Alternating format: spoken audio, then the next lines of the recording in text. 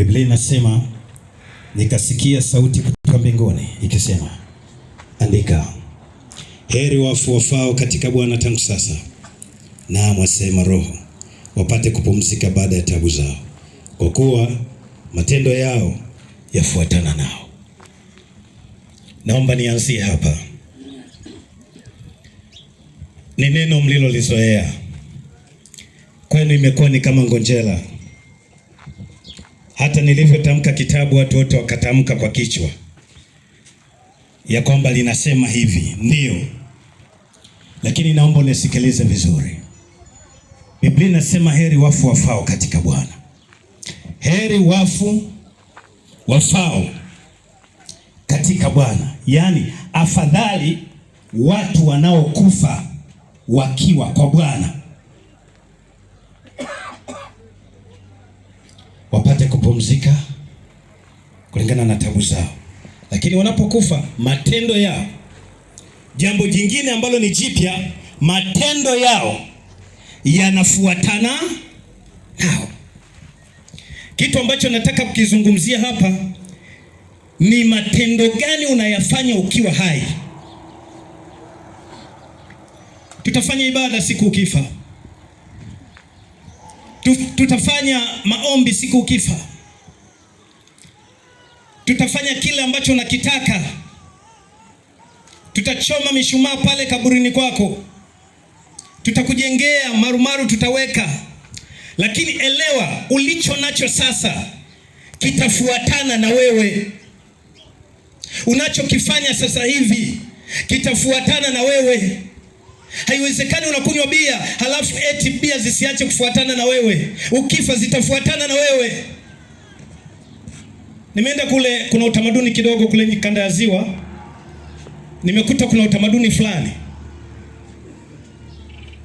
Mtu akiwa anaoa, akiwa ni mwana Simba au Yanga, wanaenda wanavaa jezi ile na wanaenda pale katika hali ya utani wao. Lakini akifa, nilichokuja kushangaa, wanamvika jezi yao.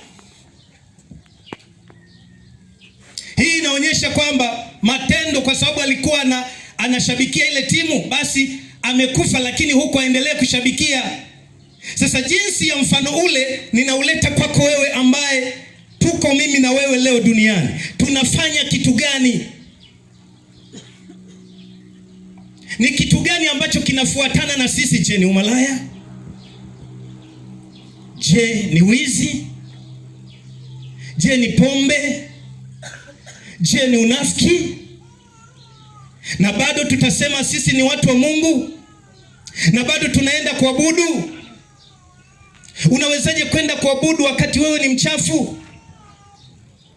Na jinsi ulivyo jasiri ni sawa na wale watu, ni sawa na wale vijana. Utawasikia, mimi nataka mwanamke ambaye ana hofu ya Mungu. Mimi nataka mwanaume ambaye ana hofu ya Mungu. Wakati yeye hana hofu ya Mungu. Shalom. Bwana Yesu asifiwe. Unapohitaji kitu kizuri, na wewe uwe mzuri. Unapotaka kwenda mbinguni, tengeneza maisha yako sasa hivi. Maisha yako hayaendani na mtu anayeenda mbinguni, halafu unatarajia uende mbinguni. Kweli? Tenzi tunazoimba zitakupeleka mbinguni mwanangu? Mahubiri tunayohubiri msibani yatakupeleka mbinguni? Hapa tupo kwa ajili ya walio hai. Hapa tupo kwa ajili ya walio hai. Tupo tunafanya ibada hii ya mtumishi wa Mungu huyu aliyeondoka, lakini sio kwa ajili yake, kwa sababu yeye hasikii hapo alipo. Na Biblia inasema kwamba hasikii. Wachungaji, kitabu cha Mhubiri sura ya 9 I think.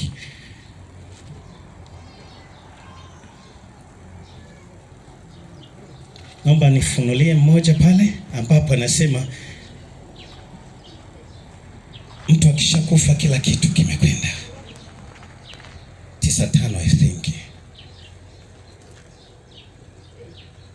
Bwana Yesu asifiwe sana. Amen. Usidhani ya kwamba sala itakusaidia. Mimi nataka wewe utengeneze bado uko hai. nafasi nyingine ambayo utaipata ya kutengeneza. Baada ya kufa tu ni hukumu.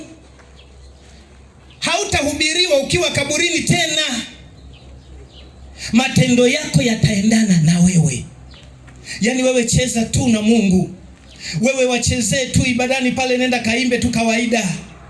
Si unafanya mambo yako na huku unaenda ibadani, unadhani labda ibada ndio itakayo kupeleka mbinguni? Utaenda kuabudu pale kanisani, hata shetani anaendaga kuabudu. Huelewi? Ilikuwa siku moja Ayubu pamoja na watumishi wa Mungu wengine walienda mbele za Bwana, yaani walienda kuabudu.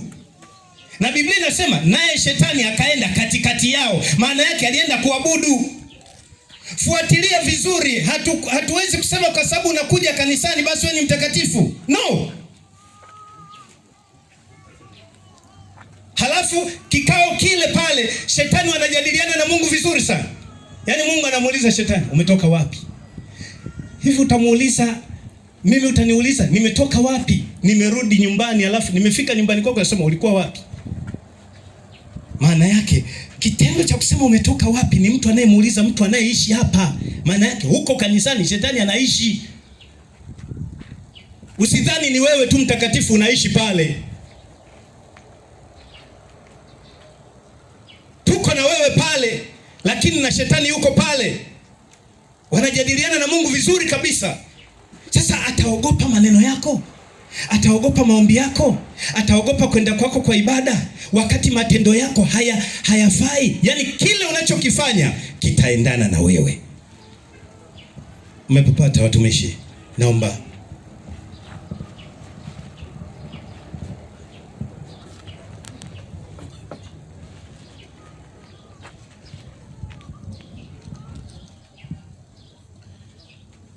Mhubiri sura ya 9 na mstari wa 5. Kwa sababu walio hai wanajua ya kwamba watakufa. Lakini wafu hawajui neno lolote, wala hawana ijara tena, maana kumbukumbu lao limesahauliwa. Na nini kingine kimesahauliwa? Mstari unaofuata. Mapenzi yao na machukio yao na husuda yao imepotea yote pamoja, wala hawana sehemu tena katika jambo lolote lililofanyika chini ya jua. Ibada hii ndugu yangu, mdogo wangu Paulo haoni kama tumejaa, haoni kama tupo hapa, haoni kama tunalia, haoni kama kuna kitu kimefanyika. Hajui kama mchungaji Malende amefika hapa, hajui kama wewe umefika, hajui, kwa sababu kila kitu chake kimepotea. Biblia inasema hapo hasikii chochote, haoni chochote, lolote hajui. Tunabaki kujifariji. Tukifika wengine tunajiangusha, tunadhani labda anatuona tunavyojiangusha. Ni bure. Ni bure. Mwanangu, nikwambie ni bure. Tengeneza maisha yako sasa hivi, kwa sababu matendo yako yanaendana na wewe. Kile unachokifanya kinafuatana na wewe. Wewe endelea tu kufanya mambo ambayo si sahihi mbele za Mungu, lakini hayo unayoyafanya yanaendana na wewe. Yaani hata kama ni wewe, mtoto wako, tuzungumze na wewe, si unalo tumbo ulilozaa? Wewe si mzazi. Mtoto wako unajua kabisa hili ni jambazi hili. Utampa urithi kwamba nitakapokufa mwanangu, simamia hapa, simamia hii kampuni. Unalijua halifai hili litoto. Ndivyo Mungu alivyo, anatutazama. Wewe fanya unachokijua, nenda gesti, fanya unayojua, fanya, lakini matendo yako yanafuatana na wewe. Sasa mimi na wewe tuulizane, tunafanya nini? Muulize mwenzako, huwa unafanya nini? Muulize, usimwogope, mwambie huwa unafanya nini? Kwa sababu kila unachokifanya kitaenda kuwa wazi. Ukifika pale unaambiwa hapa ulikanyaga vizuri, hapa ulikanyaga hovyo, hapa ulifanya vizuri, hapa ukufanya vizuri, hapa ulifanya, yani matendo yako yote yafanya mema na mabaya, yote utayaona kwa sababu yanafuatana na wewe. Nataka nikwambie rafiki yangu, chagua njia iliyo sahihi. Njia iliyo sahihi ndio sehemu kamili. Hatuna nafasi tena. Hatuna nafasi tena. Kama ilivyo vijana wakitaka kuoa, wanatafuta mwanamke mzuri, mwenye tabia nzuri. Uchunguza zaidi kupata mwanamke aliye na tabia nzuri. Ukiona mwanamke ameolewa, ni kwa sababu kuna matendo yaliyofuatana na yeye yakamfanya aolewe. Ijapo wengine wakishaolewa ndio tayari wanaenda kwa vivuruge tena huko ndani, kwamba nimeshakaa, sina namna ya kuachika, siachiki, hata afanye nini siachiki, kwa naamua kufanya unachokijua. Ila somo langu linahusu tengeneza mapema. Mwambie mwenzako tengeneza mapema tu, kwa sababu matendo yetu yatafuatana na sisi. Ukifa tu rafiki yangu, hakuna sehemu ya kutubu isipokuwa tayari ukifa tu, Biblia inasema ni hukumu. Yaani ni kama Mungu anasubiri tu ufe, tayari unahukumiwa. Unahukumiwa kwa lipi? Wangapi alishaenda kwenye kesi? Huko kwenye kesi kuna siku inaitwa siku ya hukumu. Siku ya hukumu wanaangalia kile ulichokifanya, ndio unahukumiwa nacho. Kama ulifanya chema unatoka, kama haukufanya chema hukumu yako itasoma kuingia ndani. Na ndivyo ilivyo, ukifa ni hukumu. Ukishakufa ni hukumu, maana yake tayari kama ulifanya lilo jema huko duniani, kinachofuata ni nini? Ni kwenda paradise. Kama haukufanya vizuri, nini sasa tutajuaje? Ni yale matendo uliyoyafanya. Matendo ndio yatakufanya wewe sawa. Mungu akubariki sana. Hatuna mambo mengi sana, isipokuwa ni wakati mzuri wa kutafakari neno hili, ya kwamba nafanya kitu gani?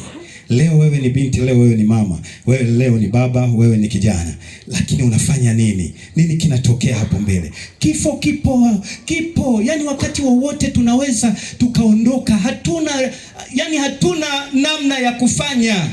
Wakati wowote kifo kinatukumba na tunaondoka. Tengeneza kabla haujakumbwa na hicho kitu kinaitwa kifo. Na nasihi tu kwamba jitahidini mwende mbele za Bwana, muabudu Mungu kila siku. Sio kuabudu kuonekana kanisani, muabudu Mungu katika roho na kweli. Acha ubabaishaji, acha ujanja, acha. Usipende kwenda kuabudu kwa kujionyesha. No, sio wakati. Na nikwambie wewe, najua watu wengi mko hapa. You like anointing oil.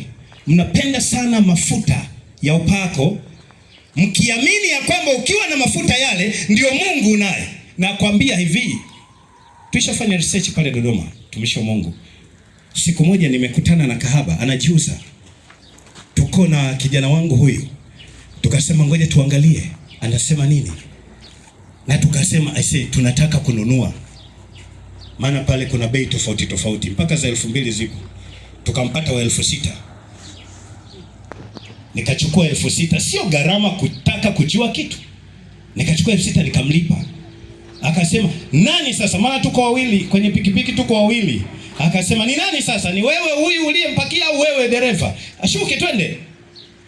Nikasema hapana, sisi tumekupa, tunahitaji tupatie muda wako tuzungumze. Tukishamaliza basi tunaondoka.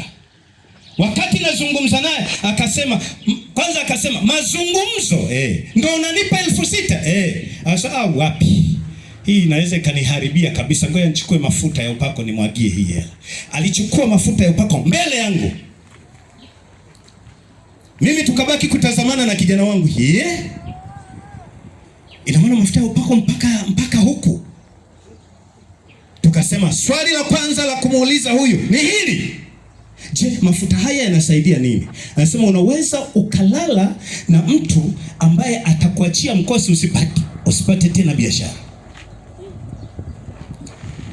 Angalia, makahaba wanajua Injili. Biblia inasema yeyote ambaye atakutana na kahaba basi wamekuwa mwili mmoja. Maana yake kahaba anakuachia ile tabia aliyo nayo na wewe unamwachia. Jiulize, umetembea na wanawake wangapi majeshi, umetembea na wanaume wangapi? Na umeachiwa tabia za hao wanaume wangapi ndani yako? Ndio utajua ya kwamba haufai. Kila mmoja ameachia vitu kwako. Tutaponea wapi? Wapi tunaweza kupona? Kama umelala na wanawake 10, elewa tabia za wanawake 10 ziko ndani. Mikosi ya wanawake 10 iko ndani ya mwili wako mmoja. Kama ni wanaume umelala nao 10, ujue tabia zao, mikosi yao yote 10 iko kwako. Jiulize wewe ni nani?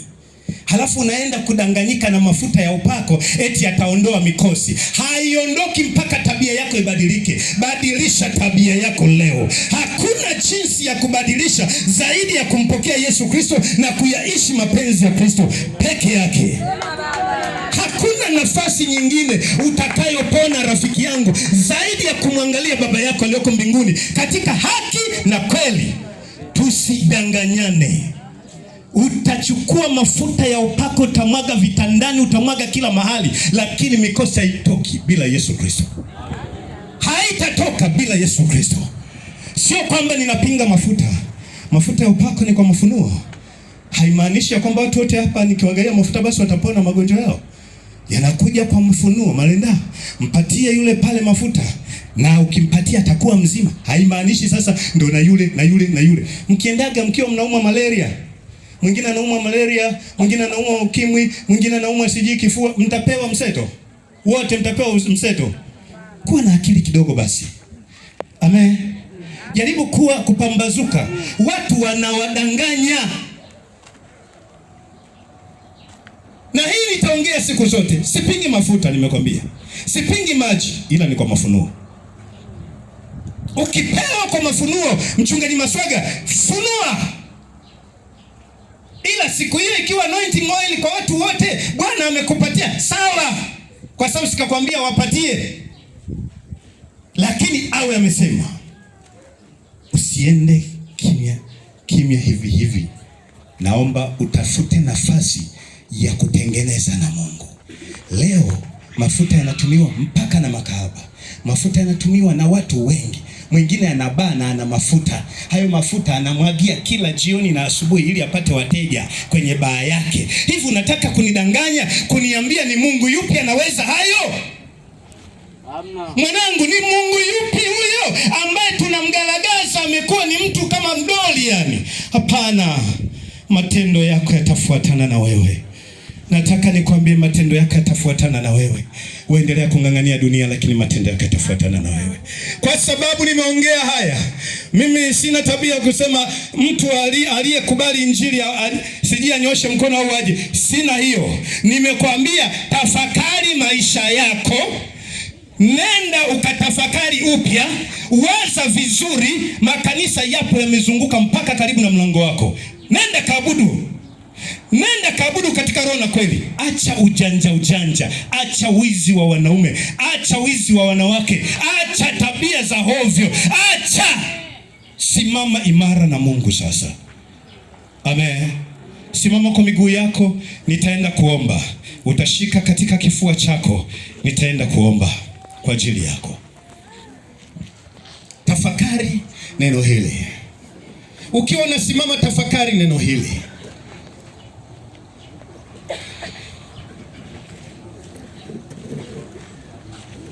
Hata usiposimama najua umepigwa ganzi na hili neno. Hakuna shida. Usikute umesha paralyze hapo kwa neno tu. Bwana akuponye kabisa. Haleluya. Haleluya. Haleluya.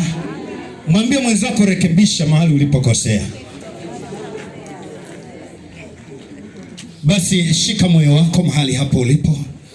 Ninajua kuna watu wanaumwa, ila msiba huu utatoka ukiwa wewe ni mzima. Ninakuombea, sikupi mafuta ya upako, nakupa mafuta ya Roho Mtakatifu aisee. Huyu ndiye mponyaji wa kila kitu aisee. Hajawahi kufeli aisee. Naomba umwamini tu, anaweza kufanya kitu kwako. Leo haujaja kwa bahati mbaya, kuna uponyaji kwako. Funga macho yako niombe. Baba, katika jina la Yesu Kristo, Mungu wa majeshi utoshaye, haujawahi kushindwa Bwana wa majeshi. Najua tumekukosea sana. Najua tumeenda kinyume Bwana wa majeshi, na matendo yetu yametufarakanisha na wewe, hata hatuwezi kuuona uso wako Bwana. Lakini siku ya leo Bwana, neno hili limekuja, na hitaji Bwana likatuponye kila mmoja wetu, likaweze kutuponya mmoja mmoja katika aribo koria teribo sakata, katika jina la Yesu Kristo. Gusa moyo ule, gusa shida ya yule mama, gusa shida ya yule baba, gusa ya mtu yule, gusa kijana yule, gusa binti yule, gusa mama yule, gusa Jehova nisi kila mmoja wetu walioko mahali hapa. Achilia nguvu ya uponyaji kwao, achilia nguvu ya kuwaponya roho zao, achilia mabadiliko ndani yao, wakaweze kubadilika leo, wakawe watu tofauti leo, wakawe watu tofauti leo. Ninatangaza ushindi kwao, ninatangaza kumiliki kwao, hawataweza kudanganywa tena katika jina la Yesu. Na kila aliye na vidonda vya tumbo ninasafisha kwa jina la Yesu. Hakuna vidonda, hakuna eribo koria masita na bosaka. Ninaseta kila tabia zisizo haki mbele zako kwa jina la Yesu. Moyo huu ukawe moyo uliopomoka mbele zako, ukakuabudu wewe, ukakutukuza wewe katika jina la Yesu. Amen.